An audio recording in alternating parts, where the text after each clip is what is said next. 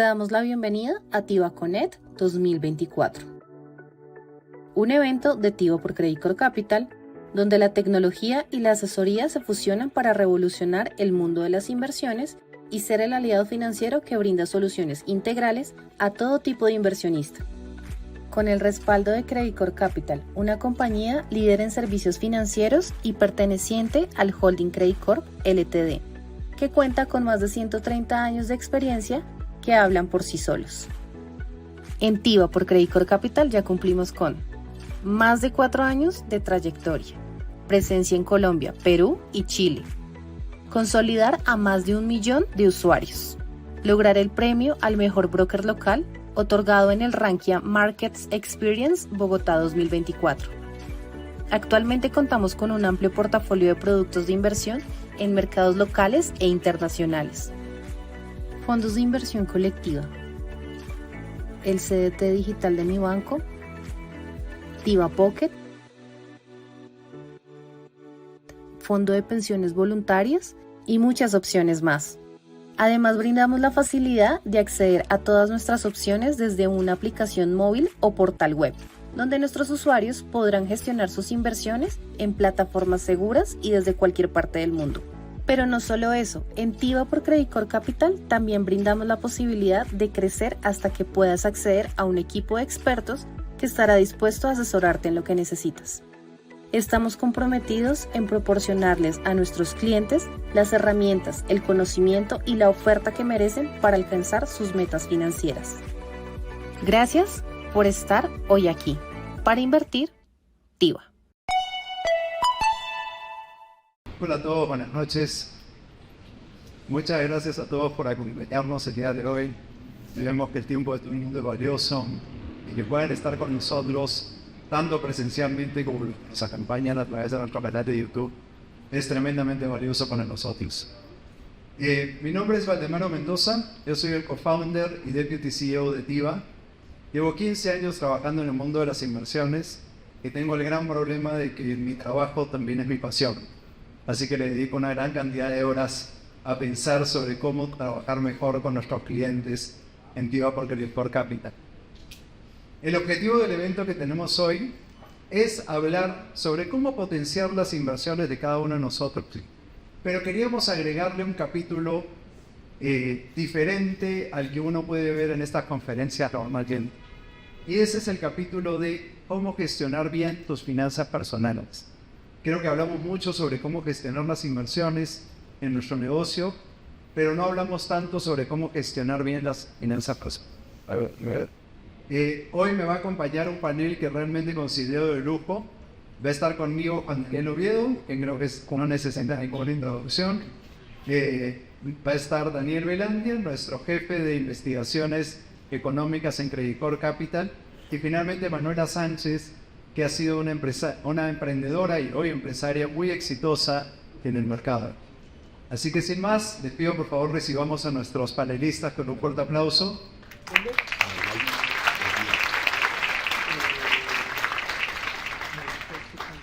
Durante toda la sesión les deben haber entregado, para los que nos acompañan presencialmente, un código QR. En ese código QR pueden hacer cualquier pregunta que quieran. Al final de la sesión vamos a dedicar un tiempo a responder esas preguntas. De la misma forma, las personas que nos estén acompañando por el canal de YouTube pueden hacer las preguntas que consideren. Acá tengo mi iPad y las voy a poder estar viendo mientras las vayan haciendo. Buenísimo. Entonces, sin más, empezamos. Muy bien. Entonces, el primer capítulo que vamos a tocar en este conversatorio, y es como realmente uno empieza la gran mayoría de estas conversaciones, es hablar acerca del contexto global y local. Hace poco salieron las cifras del Producto Bruto Interno en Colombia y tenemos a dos personas que realmente deben ser de los que más saben sobre por qué el crecimiento se da como se da y en qué estado está actualmente la economía colombiana. Entonces quiero empezar con Juan Daniel. Arranquemos teniendo en cuenta las últimas cifras del PIB. ¿Qué impacto crees que van a tener en las decisiones de inversión para lo que queda del año? ¿Y qué crees que va a pasar con la confianza de los consumidores? Bueno, pues en primer lugar, muchísimas gracias a Credit Corp por la invitación de poder conversar con ustedes el día de hoy. a ustedes también por el interés de entender ese contexto de lo que está pasando en el país. Yo creo que para ir al grano un poco de cuál es el balance que nos dejan estas cifras de Producto Interno Bruto que se publicaron la semana pasada, es que pareciese que lo que tiene que ver con la inversión como privada, pues el país tocó fondo. Es un fondo triste porque el nivel de inversión que estamos viendo en la economía como porcentaje del Producto Interno Bruto es uno de los más bajos, o por no decir casi igual debajo al de la crisis que vimos en 1999. Entonces, este es un momento interesante para este tipo de decisiones de inversión, porque sí o sí lo que vamos a ver paulatinamente es una recuperación del clima de la inversión privada y esperemos que la inversión pública, a partir de un plan de reactivación que también estamos a la expectativa de conocer en los próximos días. Entonces yo creo que el principal resultado es que hemos visto cómo en Colombia la economía no solo puede crecer a partir del consumo, sino que también necesitamos un entorno propicio para la inversión. Y ese entorno propicio para la inversión implica unas reglas de juego claras, una priorización de qué queremos que suceda en nuestra economía. Yo creo que todo eso que ha pasado a lo largo de estos 2 años nos va a permitir tener un horizonte claro de qué necesitamos para revitalizar el clima de inversión en Colombia. Y particularmente vamos a necesitar que el sector público tome la delantera en materia de inversión en infraestructura para que nos llevemos este dato para ser respetuoso con el tiempo, y es: si hoy estamos invirtiendo 100 pesos en infraestructura, esos mismos 100 pesos se invirtieron cuando inició ese gobierno. Pero en el tercer trimestre del 2019 estábamos invirtiendo 152 pesos. Es decir, la caída o la ausencia de la presencia del sector público en la variable inversión de nuestra economía ha sido tremenda, una caída casi del 50%. Por eso necesitamos a un gobierno interesado en recuperar su inversión en infraestructura y dando un clima adecuado para los negocios, que es el propósito que todos esperamos que suceda con este plan de reactivación que se va a plantear en los próximos meses. Conclusión: no vamos a llegar a un fondo más bajo del que estamos en este momento. Eso es lo que esperamos todos. Las cifras parecen confirmarlo. Va a haber una recuperación y, por consiguiente, la audacia que tengamos y la información que tengamos para poder tomar decisiones en qué sectores o qué criterios va a ser supremamente importante para el éxito de plataformas como TIVA y de inversionistas como ustedes, que están interesados en aprovechar la rentabilidad a escala baja y media para poder tener rendimientos en este entorno que, a pesar de incertidumbre, ya nos da claridades de que efectivamente lo que viene en adelante de aquí hasta 2025-2026 va a ser una senda relativamente lenta de recuperación, pero va a ser de recuperación. Sí, puedo comentar, siento un poco de optimismo en tu comentario. O sea, ¿estamos mejor que hace 6 meses?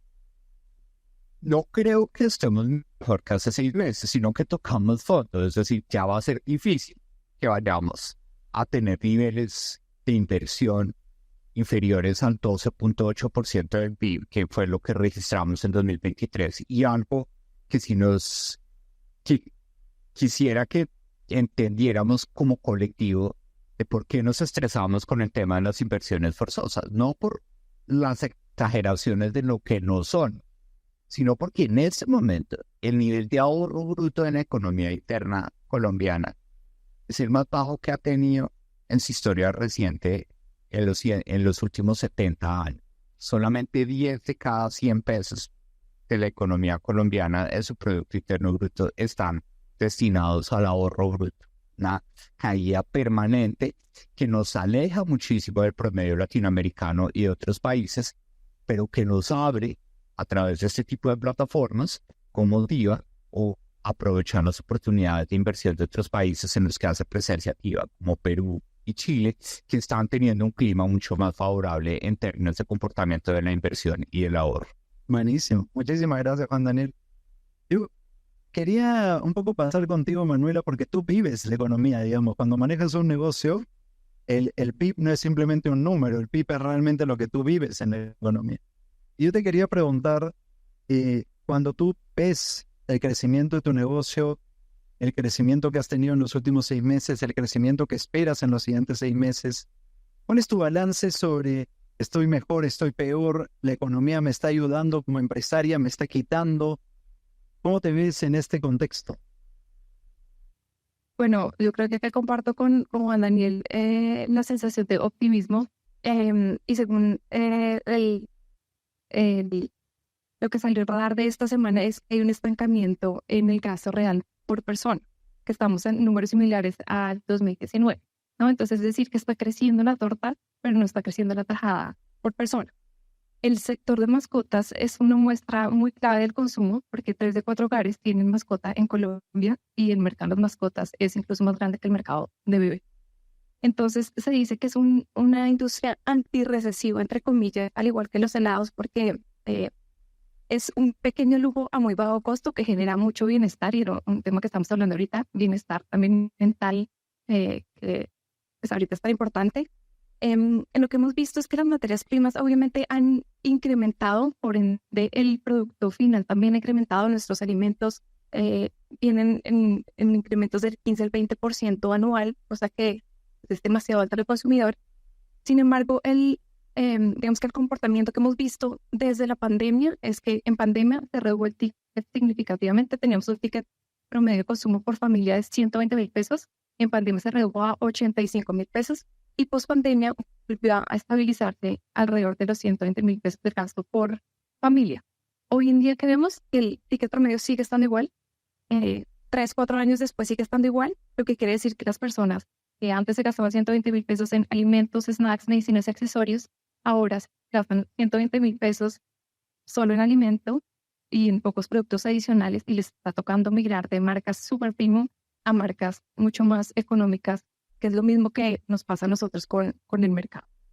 Yo creo que los sectores que se van a ver beneficiados son los sectores de ocio y, como lo vemos en el reporte, entretenimiento, turismo y todo lo que tenga que ver con ocio, porque es la manera de que la gente, digamos, salga un poco de sus cotidianidades y del día a día.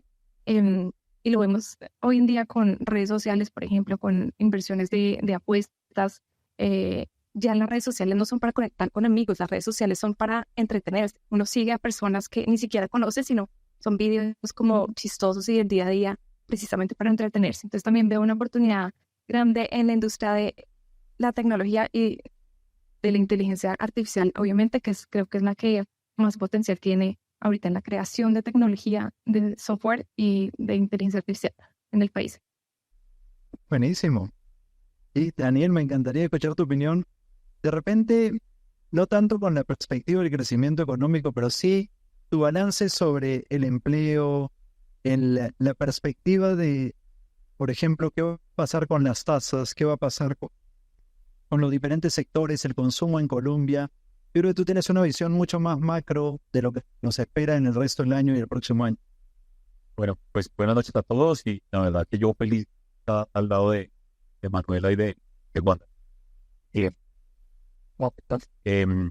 Bueno, yo empezaría por decir que en línea con lo que comenta Juan Daniel, empezamos a ver una gradual recuperación, pero la recuperación no va a ser fuerte. Son sectores muy particulares los que están permitiendo ver un rebote de la actividad.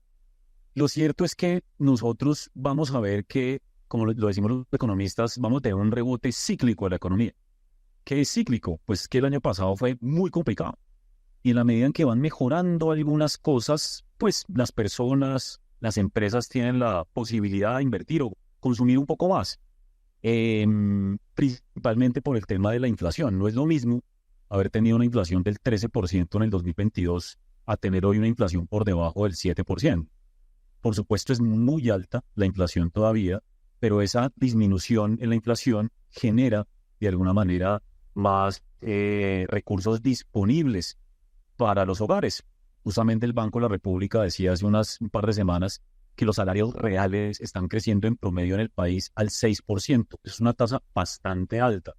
¿Por qué? Porque al principio del año las empresas suben el salario, pero en la medida en que este año ha venido cayendo la inflación, pues ese salario alcanza para más, entre comillas. Entonces, cíclicamente la economía iba a haber un apoyo, particularmente para los hogares. Coincido completamente con Juan Daniel. Yo siempre hago un disclaimer, Valdemaro, pues yo represento a Credicorp Capital cuando comento sobre lo económico, pero para nada represento a la compañía cuando hablo de lo político. Son comentarios netamente personales, porque en política todos podemos tener simplemente una opinión diferente.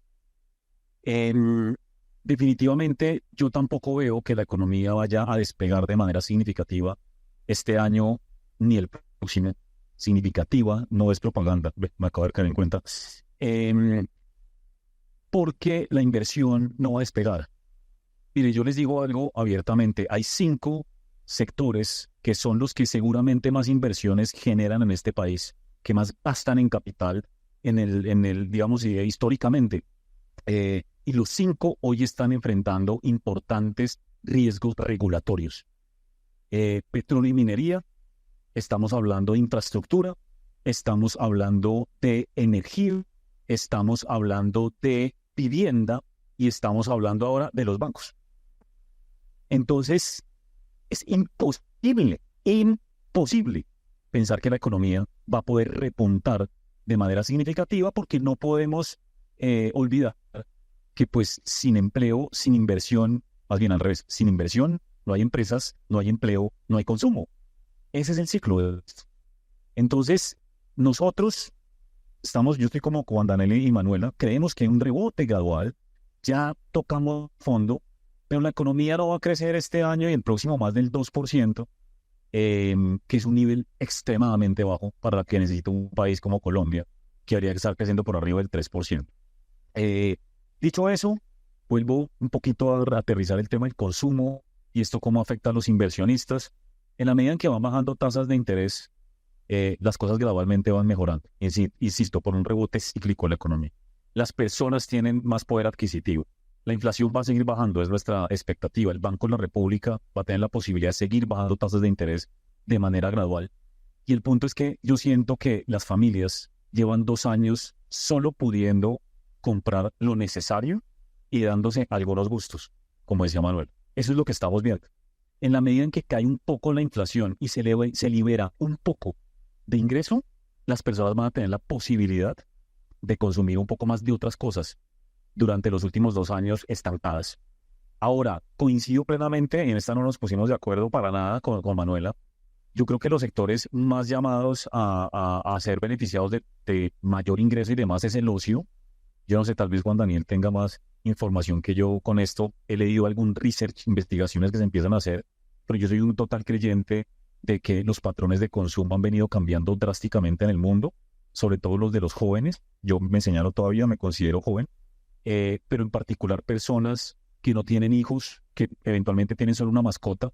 Algo así como un 25% de los hogares en Colombia son unipersonales, un número que era apenas el 7-8% hace 10 años, algo por el estilo.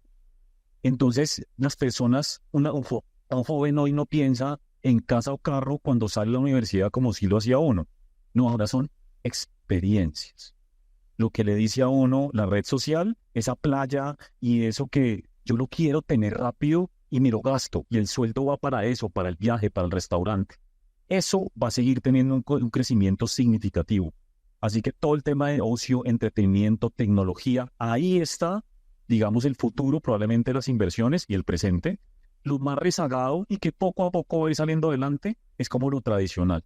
Todo el tema de vehículos, vivienda, muebles, ese tipo de cosas se va a ir recuperando conforme la economía se recupera, pero va a ser mucho más lento por este contexto del que estamos hablando. Buenísimo, por favor. Entonces yo soy era el de los datos, ¿no? Y muy en línea con lo que dice Daniel. Es importante que ustedes también sepan en qué frenó la gente, ¿sí? Como lo mencionaba Daniel y Manuela, pues tuvimos un crecimiento desaforado del consumo, porque después de la pandemia todo el mundo dijo, quiero viajar, sí, quiero comer lo que no he comido, porque qué tal que vuelva otra pandemia. Y esa fue la lógica de por qué la economía se recalentó y creció a partir del consumo y le quitó espacio a la inversión. Pero en el último año, el frenazo del consumo más fuerte ha sido en restaurantes y hoteles. Por eso el sector hotelero dice, ¿dónde está mi ocupación hotelera de niveles prepandemia? Los restaurantes dicen, ¿dónde están los aforos que teníamos antes de la pandemia? El frenazo ha sido fuerte. Una caída en el año corrido de 2024 contra 2023 del menos 4%. Siguiente frenazo, ropa y calzado. La gente ya se dio sus lujos de comprar ropa y calzado y está difiriendo este consumo. Y lo único que no ha frenado, y que al contrario sigue creciendo en cifras atípicas a las que conocíamos antes de la pandemia, es el rubro de recreación y cultura. Tiene algo de ocio, pero algo que es importante que tengamos siempre que hablemos de recreación y cultura o de entretenimiento en Colombia, el peso más importante son las apuestas online. La gente quedó poco, como decimos en Bogotá, rayada después de la pandemia y están apostando muchísimo en plataformas electrónicas, en partidos de fútbol en todo el mundo. Entonces, ese ocio y esa racionalidad de buscar suerte a partir de las dificultades, pues también está mejorando el clima de inversión en materia de todo lo relacionado con mascotas, en donde también son un beneficio para la salud mental. Entonces, son temas heterogéneos que es importante conocer el contexto para saber si nosotros nos ajustamos de esa forma para abrirle espacio a la inversión o si tenemos perfiles distintos a lo que estamos viendo estructuralmente en la economía en este momento. Muchísimas gracias. Yo no me puedo ir sin hacerte esta pregunta, Juan Daniel, porque me da mucha curiosidad. Si mi acento no lo demuestra, yo soy de Perú. Tengo el agrado de vivir en Bogotá hace 5 años. Y en esos 5 años Perú ha tenido casi el mismo número de presidentes. Así que cada vez que iba a Lima había casi que un nuevo presidente. Entonces hablar de lo que el gobierno puede hacer era medio irrelevante porque no sabías cuánto duraba el gobierno. Pero acá yo te quisiera preguntar, cuando tú piensas en lo que el gobierno, en las tareas pendientes del gobierno, las 3 o 4 cosas que crees que el gobierno podría hacer diferente para cambiar esta trayectoria, ¿cuál es tu visión? Bueno, siendo muy puntuales, por el respeto del tiempo, bueno, lo primero es que el gobierno deje de ser sordo, ¿sí? Que escuche, que facilite conversaciones constructivas alrededor de un propósito, y es que a la economía le tiene que ir mejor, sí o sí, tanto para el beneficio del gobierno como para el sector privado. Ahí hay discusiones políticas que no vamos a tener de pronto más adelante, después del conversatorio, podemos hablar de eso. Pero lo que uno quisiera es un gobierno que dijera, bueno, vamos a escuchar también qué propuestas tenemos. Pero eso requiere también que nosotros pasemos de la quejadera a las propuestas concretas. ¿Cuáles son esos proyectos específicos que queremos sacar adelante? ¿Cuáles son las apuestas manufactureras o del sector servicios que queremos ver hacer realidad en nuestra economía? Necesitamos también un gobierno que resuelva los cuellos de botella, ¿sí? Todavía tenemos unos déficits de información, unos excesos de trámites, por ejemplo, en el sector de inversión en infraestructura, una ausencia de un norte claro que creo yo que debe desarrollarse, pero al mismo tiempo necesitamos que tengamos un gobierno que acelere los proyectos estratégicos, pero eso sí o sí depende de la voluntad del propio gobierno de poner en orden sus finanzas públicas, ¿sí? Porque con lo que estamos viendo en este momento, que no hemos visto en la historia reciente del país. Eso, nunca el debate del presupuesto general de la nación había sido tan ese escenario. Pues lo que necesitamos es que exprese un gobierno su voluntad clara de que quiere poner en orden su casa y sus finanzas públicas para poder dedicarse a ejecutar lo que tiene que hacer, ¿sí? Porque hoy sentimos un gobierno que no hace para no gastar, porque no tiene plata para financiar ese gasto, ¿sí? Entonces creo yo que sí necesitamos, para resumir, un gobierno que escuche, que acelere proyectos estratégicos, pero sobre todo que resuelva esos cuellos de botella, que no nos quedemos tan arriba de las reformas sociales, pensional, laboral, salud, educación, sino que empecemos a hacer las pequeñas reformas que van a mejorar el clima de inversión, que pueden facilitar ese tipo de plataformas, no solo en los temas de financiamiento, sino, por ejemplo, de prestación de servicios, que hoy una buena parte de la mano de obra del país trabaja en plataformas digitales que prestan servicios que son considerados ilegales. Entonces, si no aprovechamos esas reformas de capa media para generar un clima adecuado para la inversión, pues va a ser difícil que tengamos un gobierno abierto a que la recuperación débil pero sostenida se pueda dar en el país. Wow, muchísimas gracias. La verdad es que es un gusto poder escuchar estas opiniones. Yo quisiera compartir una experiencia personal de fundar TIVA antes de que pasemos al siguiente tema, porque cuando arrancamos TIVA sabíamos que queríamos ser regionales desde el principio, pero Colombia tiene algo que espero nunca pierda y se ha vuelto un hub de innovación. Yo tengo en mi equipo de ingeniería gente que ha desarrollado para Google, gente que ha desarrollado para Facebook, gente que trabajó en Google Maps. Eso es increíble. Y TIVA es una empresa relativamente pequeña, pero tenemos 250 empleados en TIVA. Y así como nosotros hay un ecosistema tremendo de innovación dentro de Colombia, hay muy buena capacidad, muy buen recurso humano, pero a veces lo que te frena es, hay una carga burocrática muy grande para manejar una empresa. Traten de explicarle a un extranjero que es una caja de compensación familiar. Son conversaciones que uno tiene que tener con sus inversionistas, pero que son tremendamente complejas cuando uno trata de decir, ¿por qué tienes que pagar esto acá y no allá? Entonces, resueno totalmente con lo que dices. Hay muchísimo potencial, se utiliza, pero claramente queda mucho por dar. Y quisiera, Manuela, si nos puedes compartir de tu experiencia en Laika, ¿cuáles han sido esos momentos de expansión de la empresa? ¿Cuál ha sido tu apuesta de crecimiento en Laika? ¿Cómo es hacer empresa en Colombia? Bueno, cuando nosotros decidimos crear Laika, lo primero que vimos fue el mercado, ¿no? El mercado de las mascotas era un mercado supremamente atractivo, un mercado que venía creciendo a doble dígito y todavía lo hace en la última década. Y es uno de los sectores de mayor crecimiento económico en el país, y no solo en Colombia, sino también a nivel mundial. Esto lo vemos en Estados Unidos, en Brasil, en Rusia, bueno, a nivel mundial. ¿Y esto por qué está sucediendo? Porque se están cambiando las dinámicas en las familias. Las familias antes tradicionalmente pues tenían 5 o 7 hijos. Ahora las familias están teniendo menos hijos y más mascotas, lo que nosotros le llamamos los perrijos y gatijos polémicamente. Y ese gasto que se destinaba para los hijos y para las familias ahora se está destinando para las mascotas.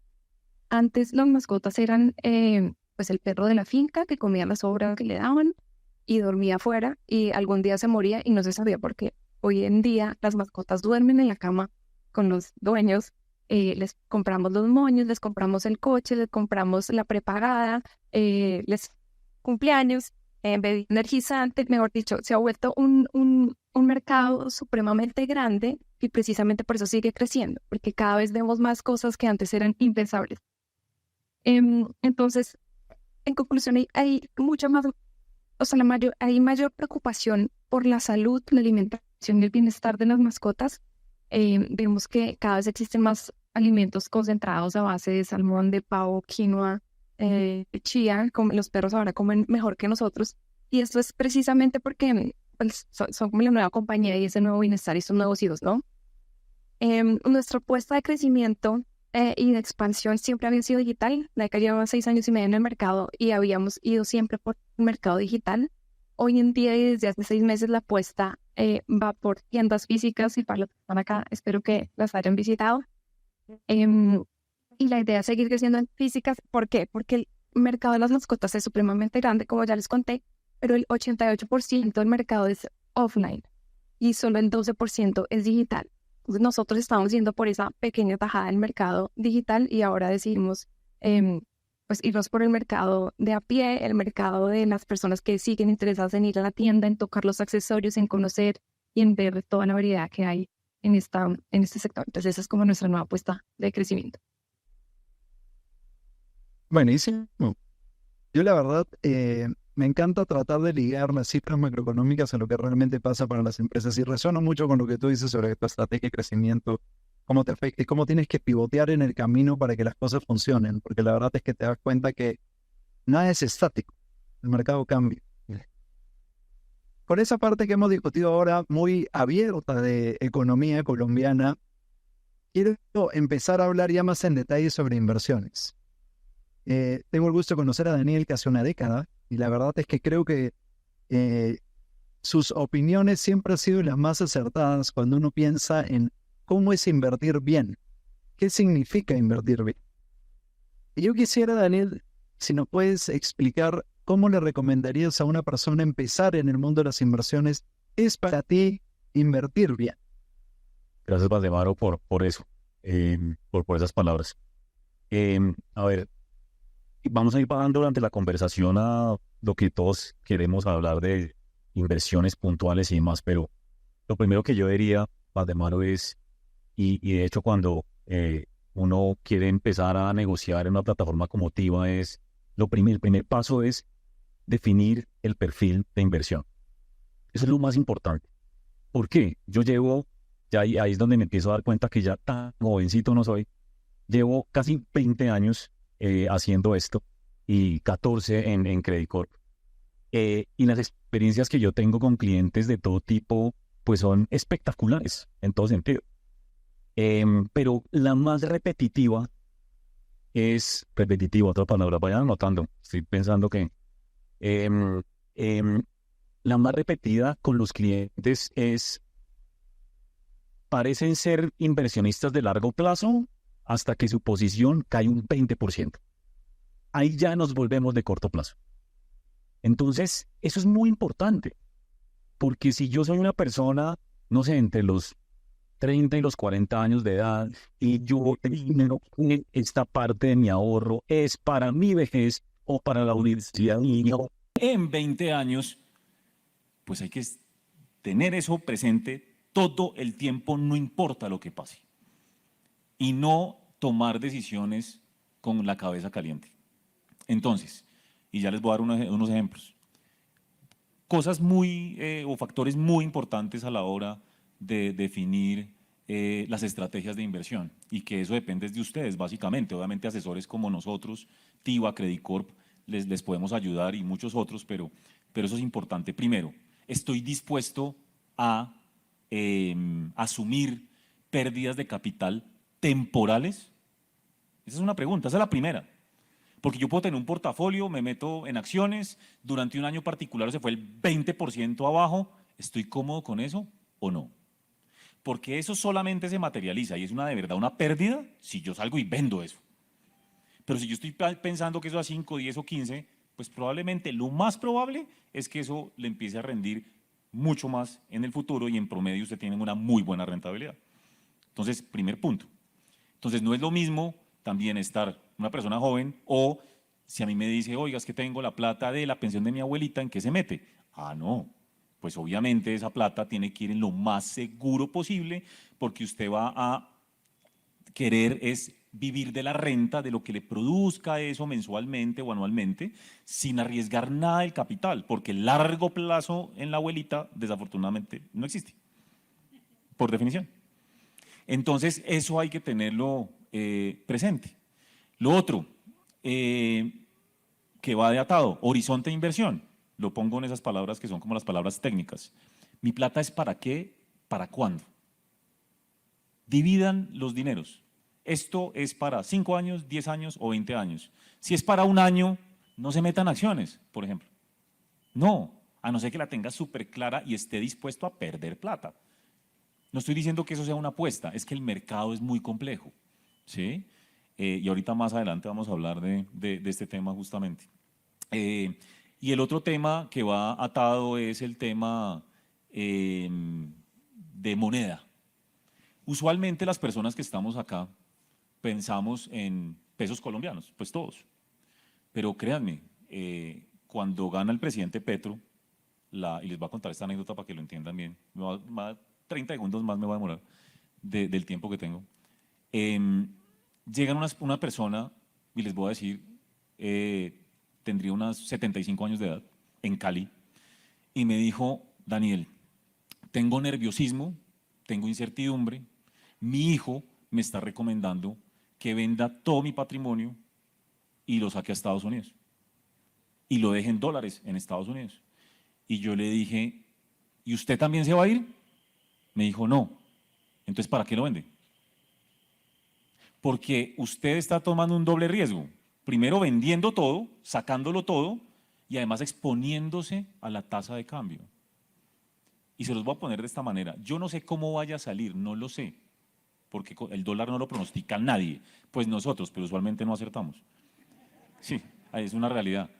Las personas más asustadas durante el periodo actual político de Colombia sacaron su dinero por arriba de los 5.000 pesos. Y su patrimonio hoy se está desvalorizando en más del 25%. Entonces, eso es algo que uno tiene que pensar. Yo le decía a él, mire, mi opinión personal, un país así vaya a ir en decadencia, eso no pasa en menos de 10 o 15 años. Y hay muy buenos ejemplos, lamentablemente, en la región. Entonces, si usted no se va a ir del país y su gasto está en pesos colombianos, ¿para qué va? Me trajo al hijo. Y yo le dije, ¿usted por qué le recomienda a su papá? Usted sí, si tiene patrimonio, tiene toda la posibilidad de llevárselo, porque diversifica y usted sí va a tener en el futuro seguramente la posibilidad de irse del país si quiere. Su papá no. Es ese tipo de discusiones. El tema de moneda, de en qué pienso yo, es súper importante. A la gente le fascina tener de pronto plata en dólares. Sí, y el tipo de cambio. Y los impuestos. De ahí, paro ahí, porque eso es todo un complejo. Todo eso hay que tenerlo en cuenta. Anécdota. 2 anécdotas rápido. Primera semana, comportamiento bursátil de la Bolsa Internacional desde 1987. Me decían a mí, claro, yo recibí las llamadas que uno nunca, nosotros somos como los abogados, cuando hay problemas, ahí sí nos buscan por todo lado. Y empiezan a buscar los clientes, ¿qué hago? Y yo les dije literalmente, vea, usted va a ir a la cocina o a la droguería o lo que sea y se compra valeriana y esperemos qué pasa. Si ustedes se dan cuenta qué pasó entre el 5 de agosto, y no voy a explicar por qué pasó, pero pasó de todo esa semana, todo cayó en los mercados, el dólar aquí se trepó. Si ustedes ven hoy los mercados versus 3 semanas atrás, estamos ya mejor que hace 3 semanas. O sea, el que hubiera vendido en ese momento, hubiera tomado una muy mala decisión. Lo mismo el dólar a 5.200, lo mismo el dólar, y lo volteo, en abril llegó a 3.700 pesos. Y hubo gente que dijo, no, eso va a seguir cayendo. Y yo les decía, pero si estás, o sea, hace meses me estabas diciendo que a 4.500, que cuándo va a llegar a 4.000 para comprar. Y ahora que está en 3.700, no, que porque de pronto cae a 3.000. No, y se volvió a 4.000. Realmente hay que tener cabeza fría, dejarse asesorar, por supuesto, y sobre todo todas estas variables que les di al principio del horizonte de inversión y del perfil de riesgo, tenerlas muy claras y en lo posible no cambiar nunca ese perfil. Obviamente el perfil va cambiando con la edad, ¿no? Y las prioridades, pero ser fiel a eso que ustedes desde el principio han definido. Yo me acuerdo siempre que me preguntan qué es invertir bien, lo primero que digo, invertir bien es bien aburrido. Es muy diferente a las películas. Invertir bien es hacer lo mismo todos los meses, mirar tu portafolio una vez al trimestre y no dejarte llevar por el vaivén. Cuando tú ves un índice de acciones, es un tema de el plazo en el que lo ves. Si lo ves en 10 años, casi siempre es una línea recta.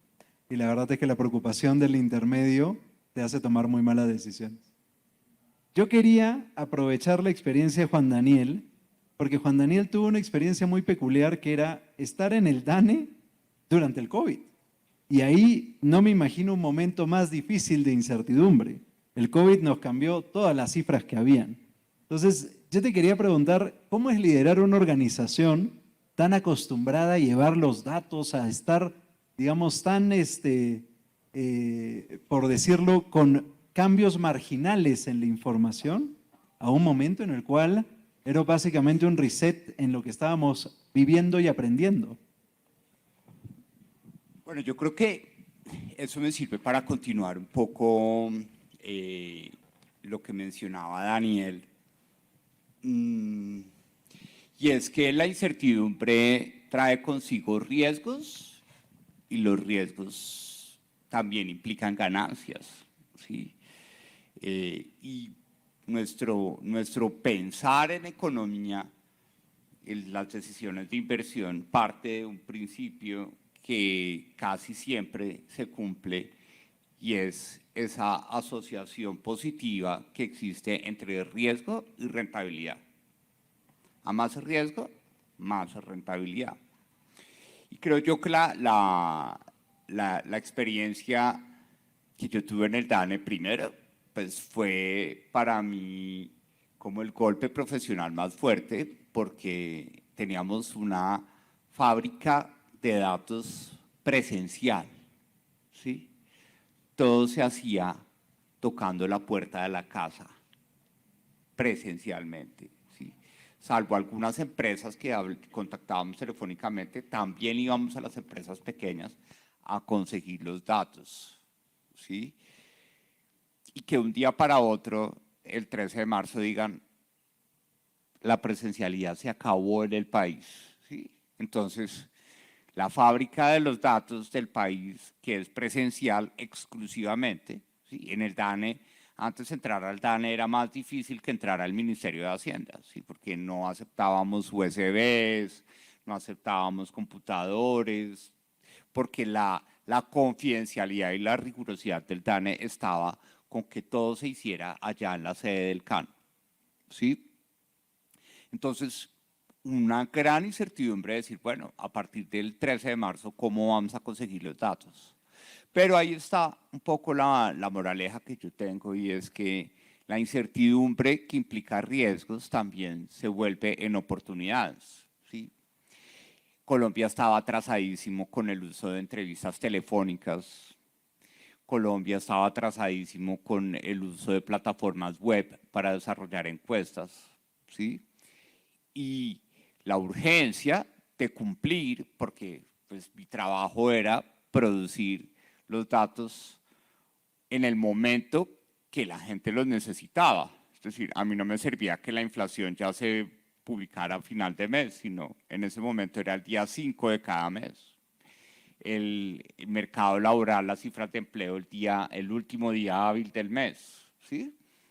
Entonces, ese afán y la presión también por cumplir y por responder se volvió un ejercicio de innovación muy interesante, que muestra que efectivamente la incertidumbre, los riesgos traen oportunidades.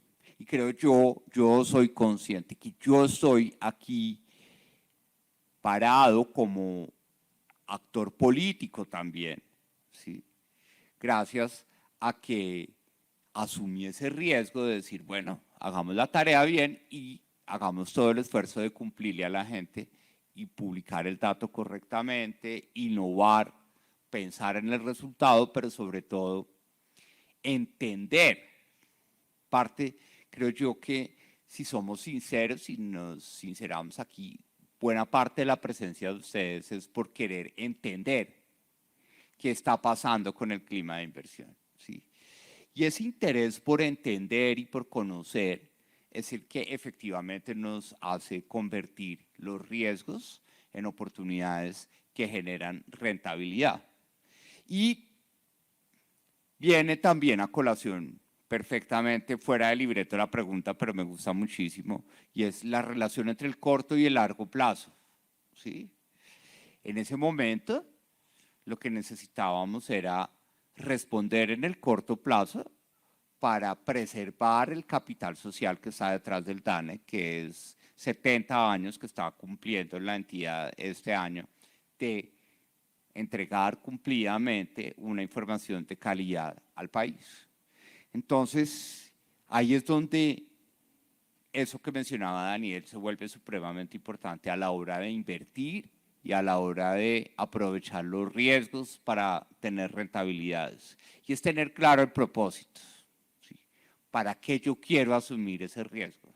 ¿Sí? En ese momento, en lo personal, siendo muy sinceros, era por mi reputación profesional, ¿sí? Pues yo no quería quedar como el bobo que le quedaba grande una entidad por la pandemia y no le permitía al país que conociera la inflación el día 5 y el desempleo el día 30, ¿sí? Pero ese propósito personal me llevó a asumir todos los riesgos de no dormir, de trabajar, de inventarnos mecanismos colaborativos de obtener la información, pero de cumplir. Y ese propósito de corto plazo está teniendo unos rendimientos de largo plazo, ¿sí? Porque me está permitiendo ser una voz legítima en la cual la gente confía y cree que lo que estamos diciendo está basado en evidencia. Entonces yo creo que esa experiencia del DANE se vuelve un ejemplo muy interesante en entender que riesgo también implica rentabilidad positivamente, pero hay que tener un propósito. ¿Es en el corto plazo? ¿Es en el largo plazo? ¿O para qué quiero yo hacer eso? ¿Sí? Y eso implica una cantidad de consecuencias que uno puede aprovechar si las tiene claras desde el principio a la hora de definir ese propósito. Espectacular. Y yo creo que cualquier persona que ha liderado una empresa durante la pandemia, la verdad es que ha tenido una escuela, un máster y un doctorado en lo que es trabajar bajo incertidumbre. Porque todo el tiempo te salían nuevas noticias, todo el tiempo no tenías claridad de qué iba a pasar. Yo recuerdo en TIVA, recién acabábamos de lanzar y estábamos llegando al primer millón por la plataforma. Hoy en día estamos en 780 millones de activos de clientes. Y en una semana, el 25% de los clientes nos cerró las cuentas. Y nos dimos cuenta que no teníamos una forma de educar a las personas sobre cómo reaccionar ante una crisis. Y ahí nació algo que me da mucho orgullo, que hasta el día de hoy lo hacemos, que se llama Educativa. Educativa es nuestra plataforma educacional que tiene como propósito, no tiene ningún indicador comercial. Su propósito es dar y generar buen contenido sobre finanzas personales e inversiones. Yo quería terminar esta parte porque nuevamente yo creo que es muy importante contrastar cuando uno está en grandes organizaciones a cuando uno está en una startup. Y quería preguntarle a Manuela, tu experiencia en el COVID, ¿cómo fue ese día donde te dijeron que ya no podían trabajar presencial? ¿Cómo fue ese día donde los clientes, cómo reaccionaron? Bueno, si algo hemos aprendido nosotros y como empresaria es que lo más importante de una empresa es poder adaptarse al mercado y a lo que está pasando lo más pronto posible, literalmente para poder sobrevivir, porque puede que hoy tengamos una empresa y mañana no. Las startups por naturaleza y la definición de una startup es empresas de hipercrecimiento y empresas que no importa la industria ni si son de base tecnológica o no, pero que crecen a doble dígito mes a mes. Entonces, Laika, por dar el ejemplo, pues venía creciendo y nuestra meta de crecimiento era del 15 al 20% mensual para poder cuadruplicarnos año a año y poder ganar el mercado lo más rápido posible y lograr posicionarnos sí, como líderes del mercado. Y los inversionistas, que son como nuestros, a quien nosotros tenemos que rendirles cuentas, que son los inversionistas de capital de riesgo, se miden en cómo, o sea, en la valoración de las empresas. Es decir, la apuesta de ellos antes de la crisis en la que estamos atravesando era: yo invierto $1 millón en determinada empresa y saco $1 billón, ¿no? Entonces, como que era, como decía Juan Daniel, la regladora de la economía: a mayor rentabilidad, mayor riesgo. Pero el portafolio de ellos estaba totalmente diversificado y sabían que 9 de cada 10 empresas iban a fracasar y lo tenían muy claro y esa era la apuesta, pero una de las empresas de esas 10 iba a sacar la cara por todas y iban a poder recuperar su inversión. Y acá, como para contarles una anécdota de un fondo de inversión muy conocido, el cual es inversionista de la ECA también, SoftBank, tenía una meta de inversión de $100 millones a la semana, en cualquier tipo de startup. ¿Y por qué? Porque ellos ya sabían la cifra de retorno, sabían que de cada 10 empresas, una iba a totearla y las otras no iban a fracasar. Entonces era pues casi que una apuesta, pues, digamos, del día a día, ¿no? Por eso se hablaba en Colombia, digamos que ya no tanto de las valoraciones y de los unicornios y de Rappi que se volvió unicornio y de Kushki, y digamos que el objetivo principal de las startups siempre había sido en que mi empresa valiera más y más y más hasta llegar a ser unicornio. En esta crisis que estamos pasando y en esta volatilidad del mercado recientemente de 2 años para acá, ya no se habla de hipercrecimiento, sino se habla de rentabilidad. Y una palabra que en las startups creo que nunca se había hablado de 2 años para acá, porque la apuesta era ganar mercado sin importar cómo, y luego miramos a ver cómo rentabilizamos, porque para los inversionistas lo importante era compren 1 y venden 1 billón, ¿sí? Entonces, ese ha sido uno de nuestros retos más importantes. ¿Por qué? Porque esta crisis en Estados Unidos en la bolsa nos ha tocado a todos, porque la manera de valorar las empresas de las startups es al equivalente de una empresa que cotiza en bolsa gringa. Nuestro equivalente se llama Chewy, es una empresa que hace básicamente lo mismo que hace Laika, pero en Estados Unidos, y cotiza en bolsa. El equivalente de Rappi, por dar otro ejemplo, es Instacart, que también cotiza en bolsa. Si las acciones de estas empresas se caen, ¿qué pasa? Pues que Laika vale mucho menos porque la valoran al equivalente de estas empresas. Entonces, para los inversionistas y para estos fondos de inversión de capital de riesgo, ya no hace mucho sentido invertir en startups en este momento porque es muy riesgoso y la rentabilidad ahora es muy baja. Entonces, si pueden decidir, ya no están invirtiendo y están invirtiendo su plata en otras cosas como CDTs y bueno, otras cosas que les den mayor rentabilidad a menor riesgo. Entonces, nuestra lección más importante ha sido atravesar este momento que todavía estamos atravesando y estamos buscando la rentabilidad. Pero creo que la lección, y para resumir, es poder adaptarse al mercado y poder hacerlo de una manera muy rápida, así como contaba Juan Daniel su experiencia, para poder sobrevivir. Me hace recordar, yo durante mi maestría le pregunté al profesor de economía si él tenía un Excel que te pudiera modelar la economía. Y me dijo, no me alcanzarían las líneas. Porque tú empiezas con un impacto en el precio del dinero, la tasa de referencia en Estados Unidos.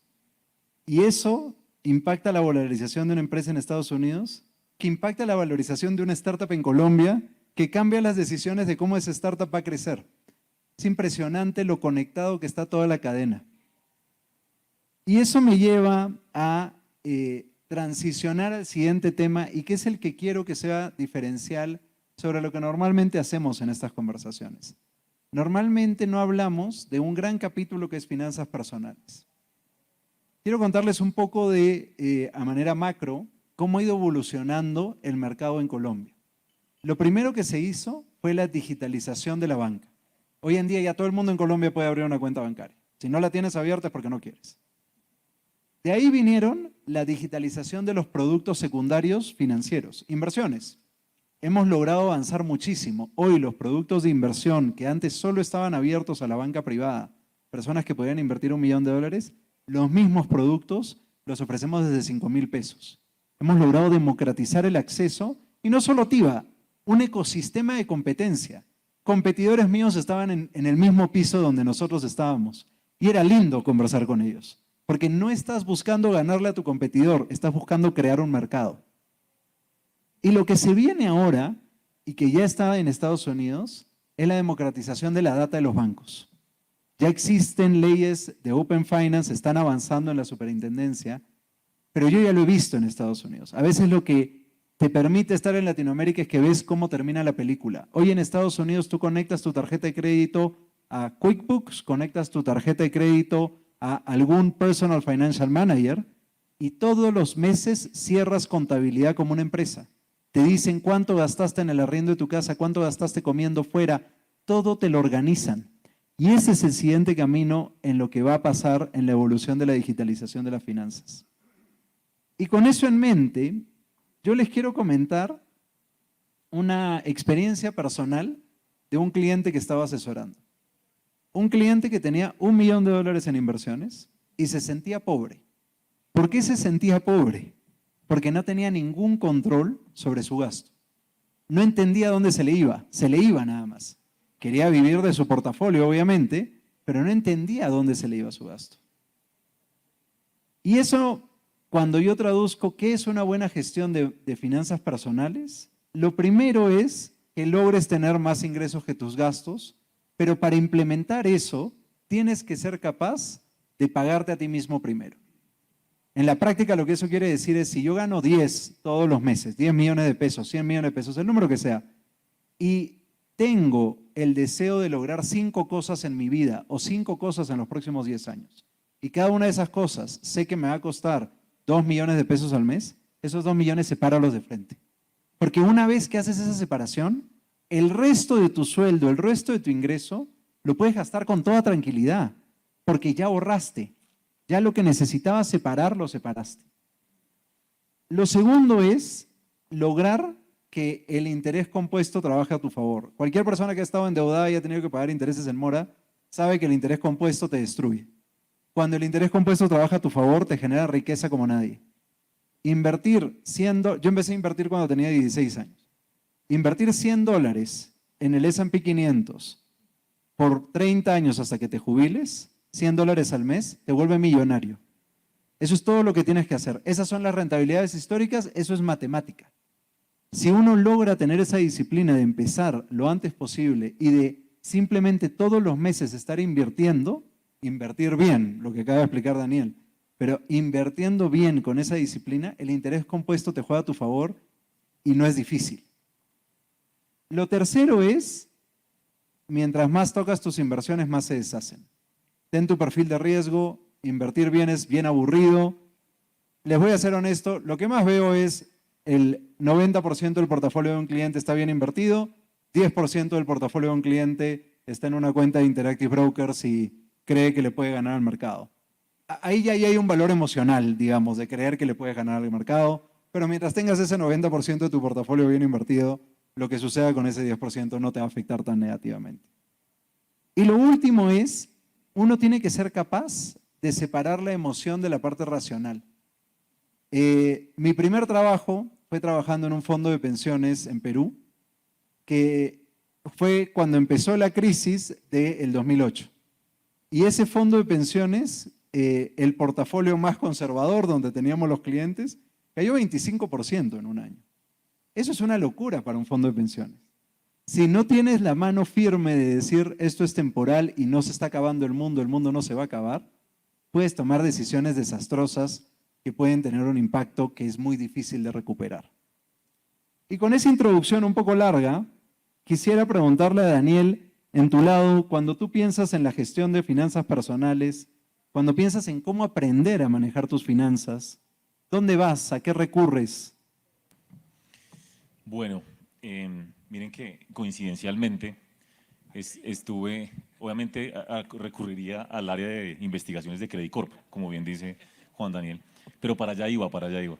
No, coincidencialmente estuve en Lima el lunes y se estaba presentando la 4ª medición de nuestro índice de inclusión financiera de Credit Corp para 8 países de la región, incluyendo Colombia. La historia que contaba una exministra de Desarrollo Social en el Perú es que, me imagino que no debe ser muy diferente a lo que vive uno en Colombia, es que le hacen encuestas a personas en el Perú de cierto nivel de ingreso, particularmente rurales, y la pregunta es, ¿usted qué preferiría? ¿Invertir 100 soles, digamos 100 pesos, y que le den en un año una rentabilidad fija del 5%, o prefiere que le garanticen de una vez 105? Perdón, dije mal el ejemplo. Era 100 soles, 7%, o 100 soles y que le garanticen ya 105. La mayoría decía 105. O sea, las personas ni siquiera pueden hacer un cálculo de una tasa de interés sobre 100, ¿no? Ahí empieza todo, Valdemar. Yo creo que eso lo uno a un tema que durante mucho tiempo hemos discutido en Colombia y en varios países de la región, y es que la gente piensa que de pronto, o muchas personas piensan que la bolsa es un casino, o sea, que eso es cualquier cosa, que eso es pura suerte, como las apuestas deportivas, de las que hablaba Juan Daniel, y que eso es para los ricos. O sea, eso es una mentalidad que desafortunadamente, yo me atrevo a decir, casi todos los benditos gobiernos de Latinoamérica tienen. No se preocupan por desarrollar el mercado de capitales. Les importa cero, si me preguntan. No les preocupa. Ellos quieren que haya una cantidad de personas ricas, que les sobra la plata y que ese ahorro, entonces lo ponen por allá en acciones, en TIVA. No. De hecho, es tan elemental como que seguramente muchos de nosotros que estamos acá ya estamos invertidos en un portafolio en el mercado de capitales a través de nuestro fondo de pensiones obligatorias. Es tan sencillo como eso. Y las personas no saben muchas veces leer un extracto de un fondo de pensiones. Entonces le dicen a uno, pero mire, esto cómo cae, este mes me cayó el 10%. Sí, pero es que esa rentabilidad que ustedes ven a veces del 10% cayendo en un mes en un extracto de obligatorias es efectiva anual, no es mensual. Y ahí se empieza a enredar todo. Sí, pero es el 10%, no, es el 10%, debe ser menos del 1%, solo que lo anualizaron. Entonces, de verdad hay unas creencias ilógicas para este siglo, para la era de la tecnología y la inteligencia artificial y no sé qué. Y yo creo, Valdemaro, que afortunadamente pues existen compañías como Tiva, ya Valdemaro mencionó Educativa, existe, por ejemplo, y para no ir muy lejos, yo creo que la gente no tiene ni idea de esto, la Superintendencia Financiera y el Autorregulador del Mercado de Valores tienen en su página un módulo de educación financiera, gratis. De hecho, hay un link que dice Mercado de Valores. Justamente ayer llegó la publicidad, la de AMB, que es el autorregulador nuestro. Ya miro cómo es que se llama eso. Se llama Burkamp, la lanzaron ayer.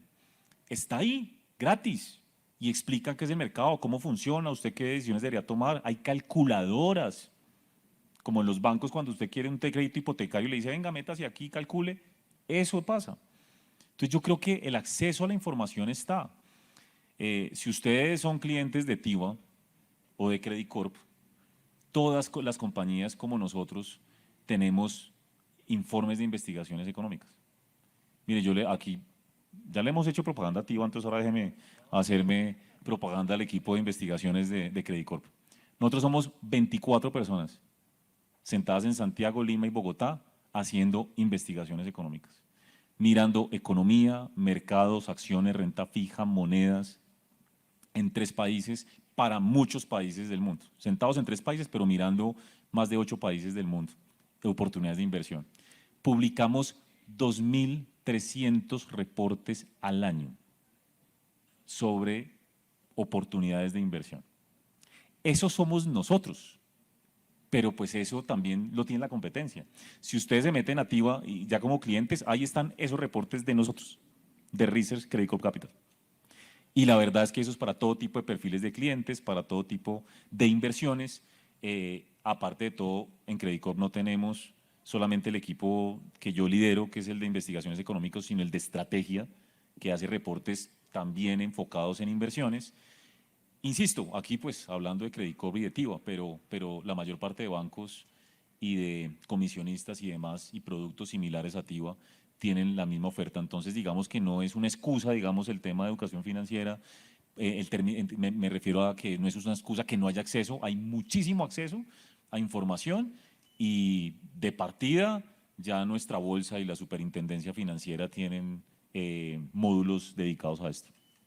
Yo creo que lo que nos falta es el canal. Le tenemos que ganar a TikTok en atracción. Ese es el… Juan Daniel, yo quisiera aprovechar para preguntarte, Cuando tú has pensado en educación financiera y la relación con el gobierno, relaciones con otros gobiernos que has visto, ¿cuál crees que es tu el rol? ¿Cuál crees que es lo que debería hacer el gobierno para fomentar educación financiera? ¿Existe un rol? ¿Es algo privado que debería hacerse? ¿Dónde crees que cae esa responsabilidad? Bueno, gracias por la pregunta, pero también quisiera dar un consejo de finanzas personales. Y es que si quieren cuidar sus finanzas personales, no se metan a hacer política de forma independiente y honesta, porque estoy en el descuadre más grande de mi vida. Es decir, es de las pocas veces de mi vida en que llega el sueldo de concejal y se va todo en las cuotas de los créditos de consumo que financiaron en parte la campaña. Pero yo sí creo que es importantísimo que podamos acercar ese conocimiento bastante especializado, ¿sí? Porque son 2.300 reportes, pero ¿quién los va a entender? ¿Sí? A partir del hecho, como anécdota, ustedes saben que yo tuve una franja en un noticiero, en televisión abierta, ¿sí? Y ahí aprendí a hablar en tablas, ¿sí? Porque todavía la capacidad que tiene la población general de entender una gráfica es cero. Más que a las personas como Daniel les gusta gráficas con doble eje, con escala logarítmica, para que todo se vea perfecto dentro de la cosmovisión que ellos tienen, pero vaya uno a entender un doble eje, ¿sí? A la hora de leer ese reporte de inversión. Uno dice, ¿qué es esto? Es decir, porque hay dos cosas que no cuadran. Entonces yo sí creo que tenemos un problema de base y es parte de nuestra trampa de desarrollo, y es que no tenemos lo que en la jerga internacional se llama mental accounting, ¿sí? La contabilidad mental no es nuestro fuerte en las pruebas PISA, no es nuestro fuerte en el currículo público, requiere de destrezas del personal que forma a nuestros niños y niñas alrededor de ese concepto de mental accounting. Y ahí es donde empieza todo lo que al mismo tiempo se convierte en una explotación de rentas por un grupo especial de nuestra sociedad, ¿sí? Porque lo que también, sin ningún mensaje político, el mismo presidente lo dijo el domingo pasado, la información es poder, ¿sí? Y entender qué es lo que está pasando nos da unos grados de libertad y una capacidad para poder aprovechar las rentas que genera esa información. Entonces, yo sí creo que, lo mencionaba también Daniel y lo mencionaba Manuela, la democratización de las finanzas pues empieza desde el currículo educativo. Y eso es una transformación que difícilmente podemos hacer en el país, porque sabemos que tenemos una fuerza sindical muy fuerte en el sistema educativo público, en el sistema educativo privado estamos viendo algunos avances, pero hoy yo fui administrador universitario. El gran problema de las universidades privadas de Colombia es que es supremamente costoso nivelar a los estudiantes en capacidades lectoescritoras, ¿sí? Y en razonamiento cuantitativo, exactamente razonamiento cuantitativo y esa contabilidad mental.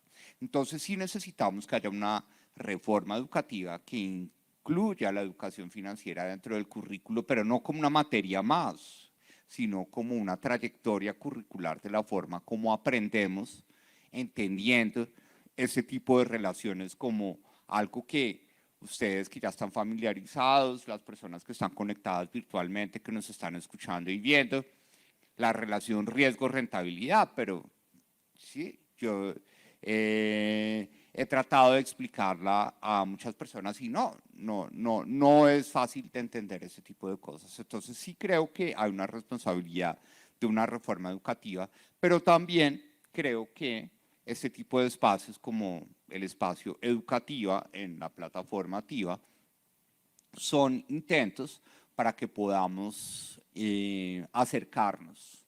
Pero hay algo, para concluir, que nos acerca a este tema y que lo resuelve, que es un hack, un atajo, que es la inteligencia artificial. Pero estamos en un país en el que todavía el 42.5% de las empresas formales de Colombia creen que la inteligencia artificial no sirve para su negocio, ¿sí?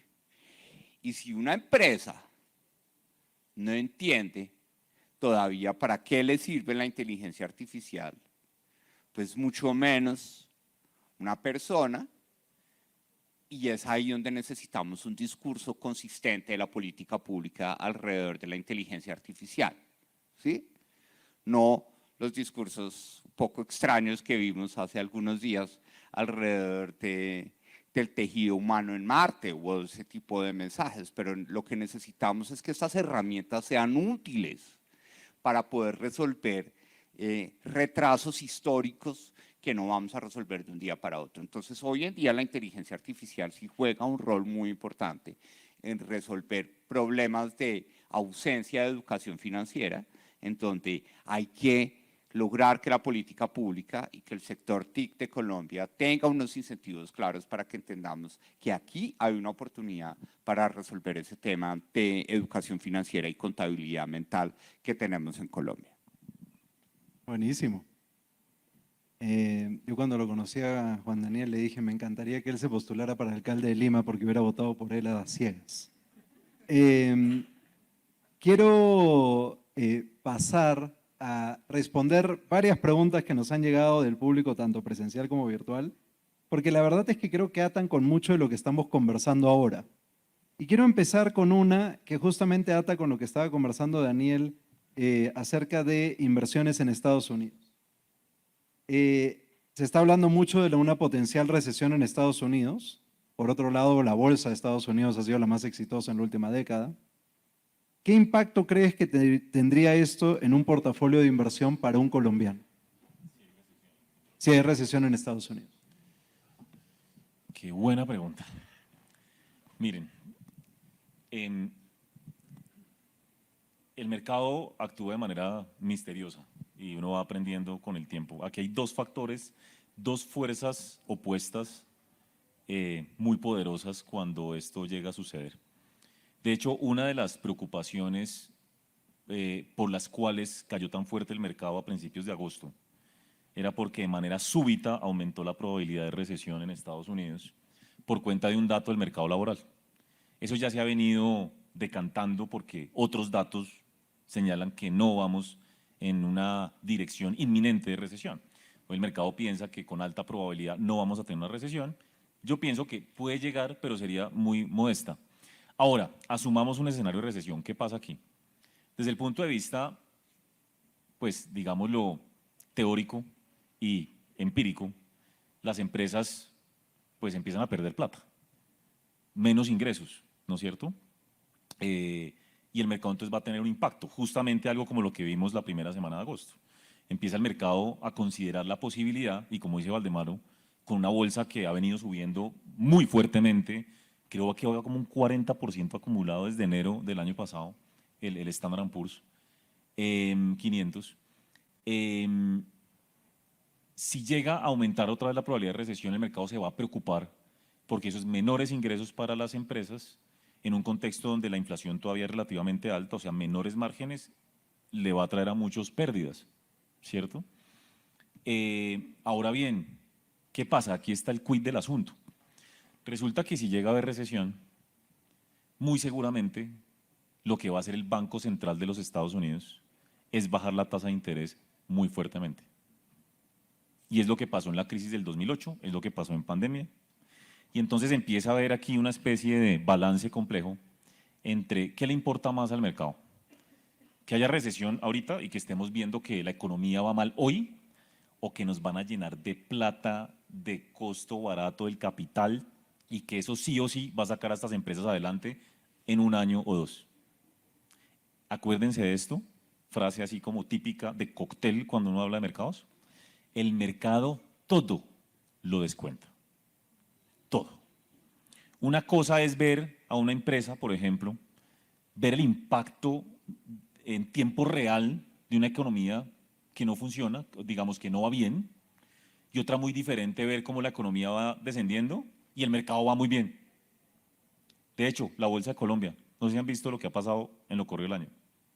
Eso viene subiendo muy fuerte, es una de las que más ha subido en el 2024 en la región, en un contexto donde estamos viendo, conociendo en ese momento los peores datos de actividad económica en varios años. ¿Por qué? Porque el mercado dijo, bueno, es que esto va a llevar a que el Banco de la Central baje tasas, va a hacer, por supuesto, que la inflación caiga, entonces las empresas van a empezar a dar plata, probablemente no en el 2024, pero sí en el 25, entonces hay que comprar ya. ¿Sí? El mercado todo lo descuenta. Así que yo estoy del lado optimista con el mercado de capitales norteamericano. Yo creo que de todas maneras puede haber volatilidad, porque volatilidad siempre va a haber, pero el hecho de que ya hoy incluso el mercado está descontando que la Reserva Federal de los Estados Unidos a partir de septiembre empieza a bajar tasas de interés, eso le ha dado un soporte importante al mercado y se lo va a seguir dando. Es lo que siempre ha sucedido.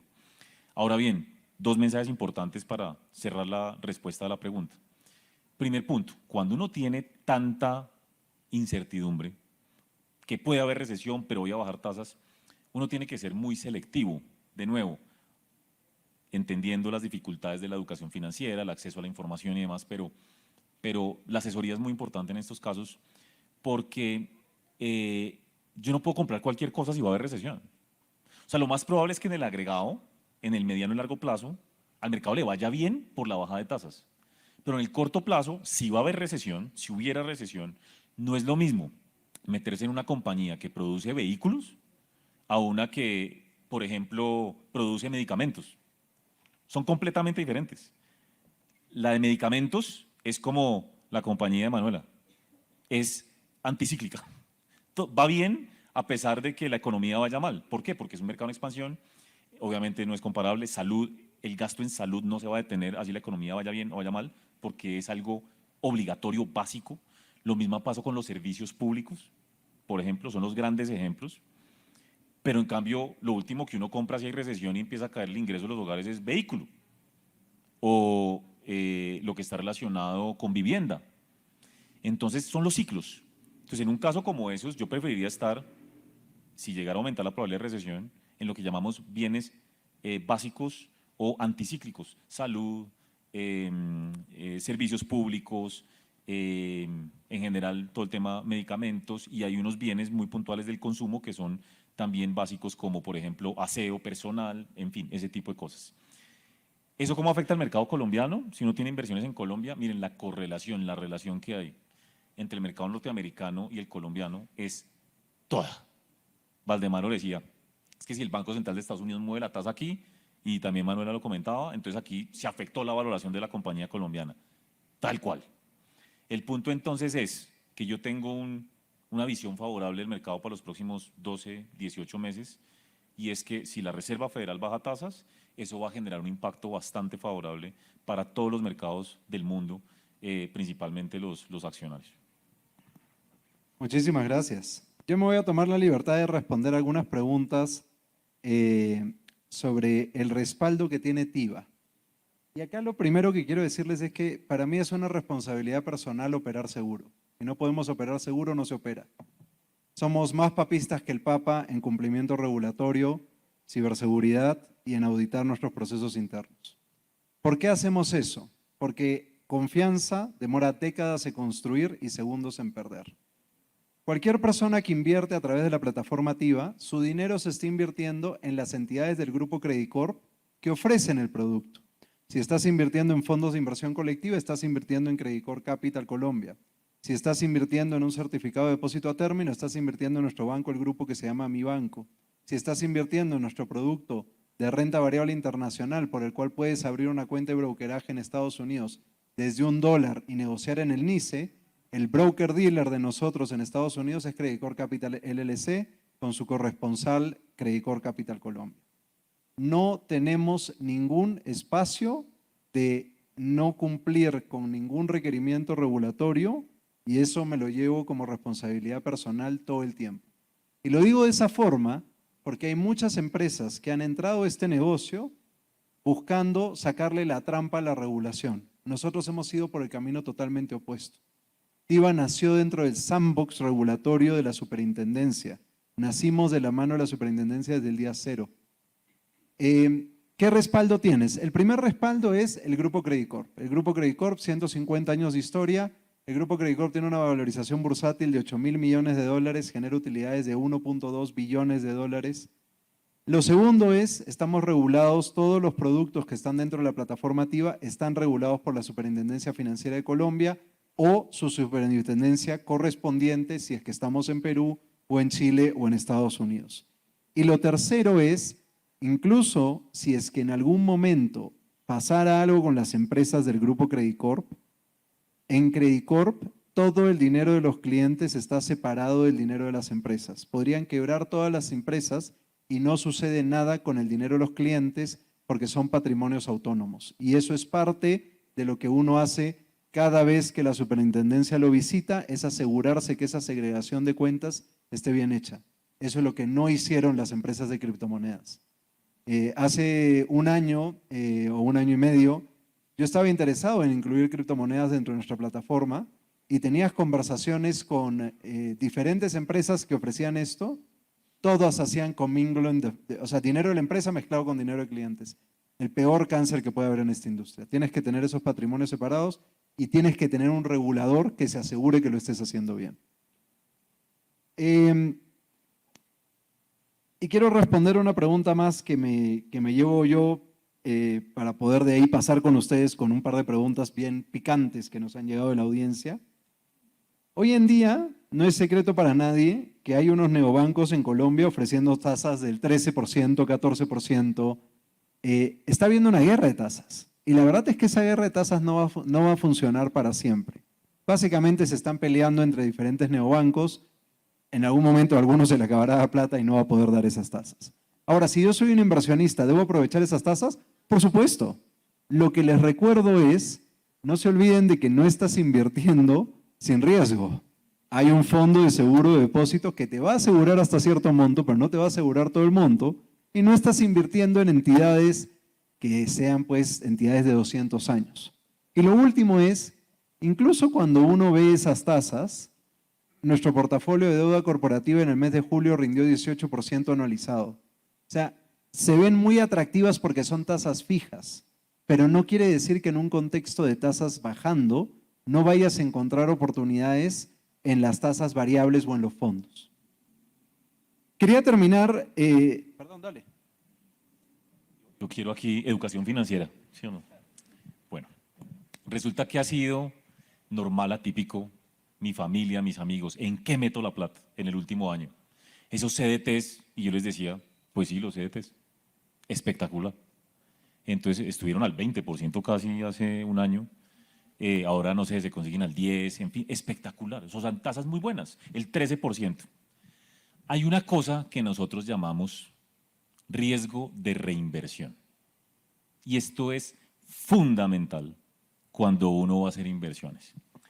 Resulta que nosotros en Credit Corp Capital y la mayor parte de mis colegas economistas en el país considera que la tasa de interés que hoy está del Banco de la República en 10.75, a finales del 2025 va a estar cerca del 6%. Esto quiere decir que el CDT que hoy puede estar, pongámosle al 10, con alta probabilidad puede estar por los lados del 5 o 4%, pongámosle 5, el próximo año. ¿Qué pasa? Si ustedes hoy se meten al CDT y dicen, dejémoslo ahí 12 meses, en 12 meses consígame otro 10. No, ya no está. Ya no está. Está el 5. Entonces uno tiene que empezar a pensar en esa posibilidad. Porque resulta que los fondos donde nosotros invertimos, en los que está TIBA, los que tiene Credit Corp, los que tiene el mercado, vive permanentemente gestionando el riesgo y reinversión. La idea es que nosotros ganemos, no voy a decir una rentabilidad X porque además eso está prohibido, ¿sí? Pero nosotros buscamos ganarle al resto de la competencia. Entonces, si un año el 1 da el 8, yo quiero dar el 10, y un año del 10, yo quiero dar el 12. Eso es a lo que nos dedicamos, las empresas del sector financiero. El CDT te da un año eso, después ya no más, porque ahí se acaba. Entonces, es importante pensar también en esto de los neobancos y los CDTs en un contexto de expectativa de fuerte reducción de tasas, porque ese riesgo de qué hago con la plata en un año es el gran tema cuando uno tiene estas tasas tan altas que ya han durado 3 años, pero la expectativa es que, o 2 años, ya no duren mucho más. Perdona ahí, querida. No, buenísimo. Pero sí quiero terminar con dos preguntas que me han parecido difíciles, pero interesantes. A ver, todavía estamos un poco lejos de las elecciones presidenciales, pero una pregunta que sale y que creo que Juan Daniel y Daniel pueden ser muy buenos para responder. ¿Qué debe hacer uno con su portafolio, sus inversiones, cuando tiene este riesgo y esta incertidumbre de qué va a pasar con las elecciones? ¿Cómo puede reaccionar uno frente a eso? Bueno, yo creo que esa pregunta es bien interesante y me lleva a hacer un disclaimer, y es, sí es importante tener una reflexión política, ¿sí? Y es el entorno del país que creemos, así como empezó mi intervención diciendo que ya tocamos fondo en el tema de la inversión. En el escenario institucional pueden venir unos desajustes muy fuertes en los próximos 2 años. Tenemos una radicalización del discurso político, tenemos una voluntad explícita del partido de gobierno de continuar en el gobierno. Lo escuchamos el domingo en el discurso del presidente de la República. Y por consiguiente es clave tener un escenario, desde mi perspectiva como actor político y como economista, un escenario conservador, ¿sí? Y es importante pensar en que esa relación riesgo-rentabilidad valore o reconozca la restricción de que de aquí a 2026 podemos seguir viendo un deterioro institucional del país. ¿Sí? Eso no significa que salgamos corriendo todos, sino que dentro de todos estos tips de relación riesgo-rentabilidad, pues es importante incorporar la restricción. Yo creo que esa es como la lección más importante de lo que viene en nuestro actuar ciudadano y nuestro actuar económico en los próximos 2 años. Y es, incorporemos esa restricción. Tomemos decisiones porque hay que seguirlas tomando, porque es parte de lo que los caracteriza a ustedes como miembros del sector privado. Hay que tomar decisiones, hay que optimizar portafolios, hay que optimizar decisiones, hay que ser eficientes en la toma de decisiones que ustedes están planteando. Lo que mencionaba Daniel es bien claro, en el muy corto plazo la renta fija está teniendo unos márgenes de rentabilidad real importantísimos. Pero tenemos que pensar un poco qué va a pasar cuando liquidemos esa renta fija, en qué entorno nos vamos a mover. Entonces, más allá de ser pesimistas y decir esto va para el desorden, lo que sí es importante es que tomemos decisiones teniendo una restricción de que en los próximos 2 años el entorno institucional del país puede seguir alterándose. No significa que salgamos corriendo de Colombia, pero que busquemos inversiones que rápidamente nos permitan, tal como lo mencionaba Daniel en su ejemplo, pues en una recesión no voy a invertir en carros, ¿sí? Entonces, en este riesgo institucional que nosotros estamos viendo, pues hay que ver las señales que nos está dando la economía, ¿sí? La economía ha crecido de forma robusta en cultivo de café, sí, que está expuesto a la incertidumbre internacional del precio, pero una rentabilización, llamémoslo así, desde el punto de vista de la capacidad de generar recursos dentro del PIB. Estamos viendo que el sector financiero, como lo mencionaba Valdemaro, se repensó en lo digital y a pesar de la incertidumbre está teniendo unos márgenes de crecimiento muy importantes. Está la ganadería, que tiene también una productividad por la exportación de venta de ganado en pie que ha sido muy importante. Están las captaciones inmobiliarias, porque como dice mi mamá, por ejemplo, el mal para unos es oportunidad para otros. Entonces, en los desistimientos de vivienda de interés social se ha creado un mercado secundario para poder garantizar el cierre de negocio, y ahí hay unas oportunidades de negocio que se están planteando. También en la recuperación de residuos, la industria del reciclaje se está moviendo muchísimo en el país. Y estamos viendo entrada de inversión. Necesitamos industria de reciclaje en las principales ciudades del país y seguramente vamos a ver fondos de capital que traigan ese tipo de actividades. Entonces, lo que necesitamos es tomar decisiones de inversión aprovechando la rentabilidad de las señales económicas que hemos visto hasta ese momento, pero sí, respetuosamente les digo, con la responsabilidad de ser un actor político, reconociendo la restricción de que existe un riesgo alto de que la desinstitucionalización del país se profundice y eso implique que seamos más precavidos en las decisiones que nosotros estamos tomando, al menos dentro de estos 2 años que nos quedan. Yo quería que Juan Daniel respondiera primero para pensar qué iba a decirles, porque no es fácil y voy a volver a hacer el disclaimer, opinión personal, porque si aquí hubiera jefes, creo que les da algo con algunas cosas de las que voy a decir. Miren, en general las personas que me conocen y a lo largo de estos 2, 3 años, desde que comenzó todo el tema de las elecciones y la victoria del presidente Petro en ellas, saben que yo tengo cierto grado de optimismo, digámoslo. Yo creo que el país va a salir fortalecido de esto. Y a veces la gente me pregunta, y les doy este ejemplo del por qué pienso eso. El dólar llegó a 5.200 por primera vez en su historia en octubre del 2022. ¿Por qué?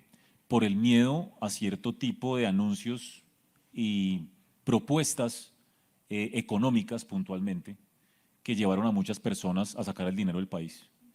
En el año 2022 el peso colombiano fue la moneda más depreciada del mundo. En el año 2023 el peso colombiano fue la moneda más apreciada del mundo. Devolvió absolutamente todo. Y a mí me preguntan, Daniel, ¿pero por qué? Porque lo que habla Juan Daniel es un riesgo, y lo reconocemos y lo coincido completamente. Hay unos riesgos sobre la institucionalidad, pero esa institucionalidad está funcionando, no digo como un relojito, pero está funcionando muy bien. ¿Sí? Ustedes ven, digamos, las grandes propuestas del gobierno que generan de pronto incertidumbre, nerviosismo. ¿Cuál ha pasado? Ninguna. Ninguna. Hubo una que no se aprobó, se hizo a las malas, o se va a hacer a las malas, la de salud. Las demás, ninguna. Ninguna. Las Cortes tumban cosas, el Congreso pone el freno. Me dicen, no, pero aprobó la pensional, súper diluida. O sea, si ustedes se leían el primer texto, que me tocó leerme todos, hasta el último, no, hay un cambio sustancial, mucho menos, digámoslo, adverso a lo que nos preocupaba, nos sigue preocupando, pero mucho menos a lo que se tenía planteado inicialmente. Entonces, yo creo que eso está funcionando. La Corte, a uno se le olvidan detalles gigantes, como que la Corte Constitucional le tumbó al presidente Petro la famosa emergencia económica de La Guajira, o le impidió intervenir en las tarifas de energía eléctrica el año pasado. El Consejo de Estado le tumbó ese decreto. Entonces, no lo digo yo, lo dice el mercado, porque el dólar está a 4.000. No es por lo que dice Daniel Velandia, es que el mercado está percibiendo que más allá de una figura presidencial que efectivamente tiene propuestas, intenciones, pues las cosas no van al ritmo que el presidente quiere. Asamblea Constituyente, miren, para mí esta es la clave de lo que les estoy diciendo. ¿Ustedes creen que si el colombiano promedio y el inversionista promedio de verdad creyera que en este país va a haber una asamblea constituyente, el dólar estaría a 4.000 pesos? Definitivamente no. El dólar, el ejemplo es Chile, el dólar, Chile tuvo proceso constitucional que afortunadamente no salió en nada, no quedó en nada, entre el 2020 y el 2023. ¿Saben cuánto subió el dólar por el susto de la Asamblea Constituyente chilena? Básicamente un 30%. O sea, nosotros deberíamos estar a los 5.200 del susto de octubre del 2022. No, estamos a 4.000. Para mí esta es la prueba fehaciente de que el inversionista está confiando en Colombia de una manera significativa. Que ojalá no se equivoquen esos inversionistas y no me equivoque yo. Yo lo que creo, en últimas, y en línea con lo que dice Juan Daniel, es que vamos a tener seguramente un intento de deterioro adicional a la institucionalidad. Lo que pasa es que quedan 2 años y van a ser 2 años duros.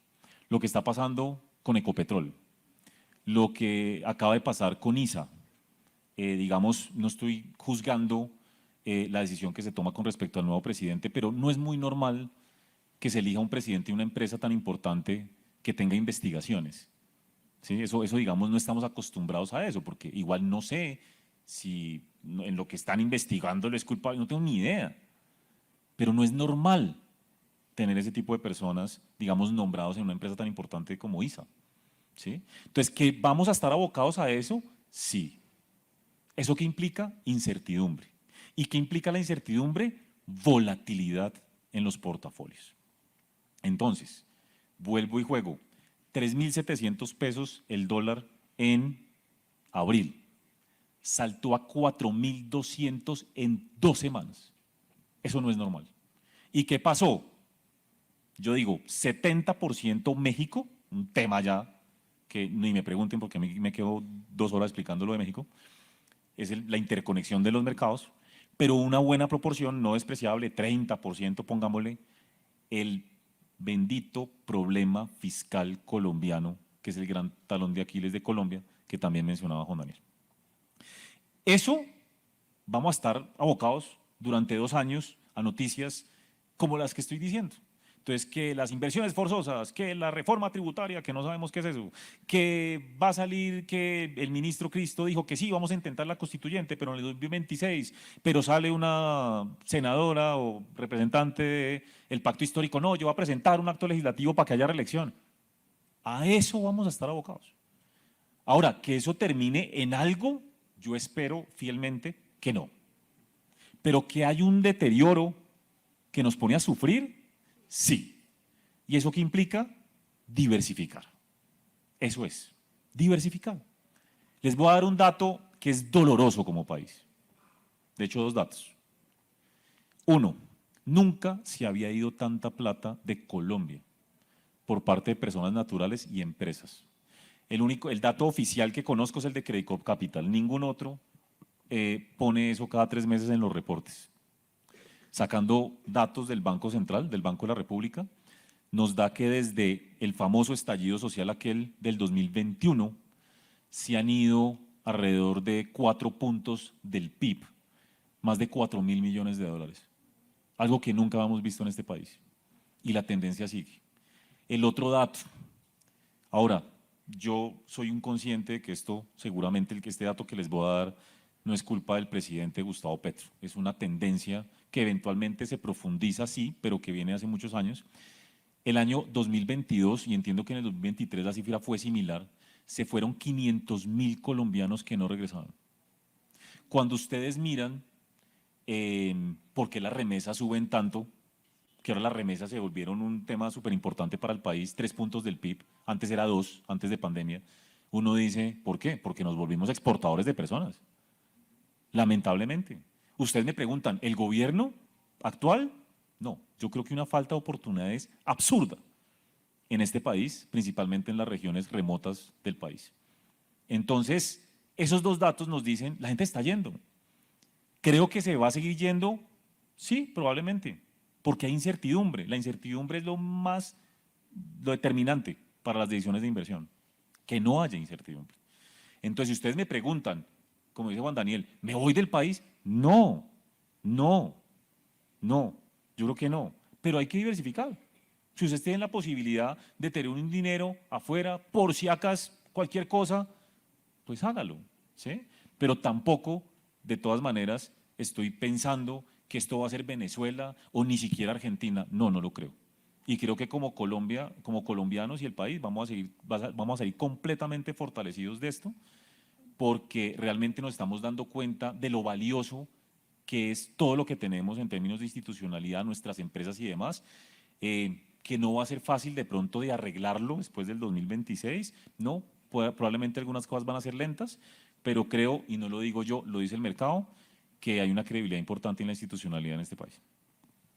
Nosotros tenemos la mejor plataforma en Miami, si alguno está interesado. Bueno, yo quisiera agradecerle a los panelistas que me han acompañado el día de hoy. La verdad es que ha sido una clase espectacular. Les pido por favor los despidamos con un aplauso.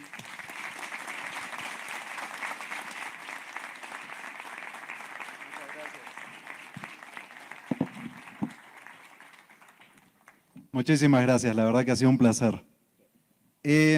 Antes de terminar, habrán notado un tema muy peculiar, y es que no les hemos regalado lapiceros, cuadernos, o normalmente lo que uno regala en estos eventos. No es porque estemos ahorrando, sino porque nos gusta ser diferentes.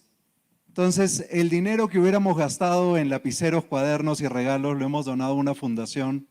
Se llama Pequeños Valientes, ayuda a niños en situación de pobreza a poder avanzar. Y tengo un video para compartir. Sí, les quiero mostrar un video de este voluntariado que hemos hecho. En TIVA por Credit Corp Capital creemos firmemente que el éxito no solo se mide en términos financieros, sino también en el impacto positivo que podemos generar en nuestras comunidades. Estamos comprometidos con hacer una diferencia y como parte de ese compromiso hemos tenido la oportunidad de colaborar con la Fundación Pequeños Valientes que brinda apoyo integral a niños con diagnósticos oncológicos. Bueno, Mónica y John, en nombre de TIVA por Credit Corp Capital queremos hacer la entrega de esta donación para que continúen en esa linda labor de apoyar a las mamás y a los niños de estos pequeños valientes. Porque invertir en los demás es darle un mejor futuro a nuestra sociedad. Para invertir, TIVA por Credit Corp Capital.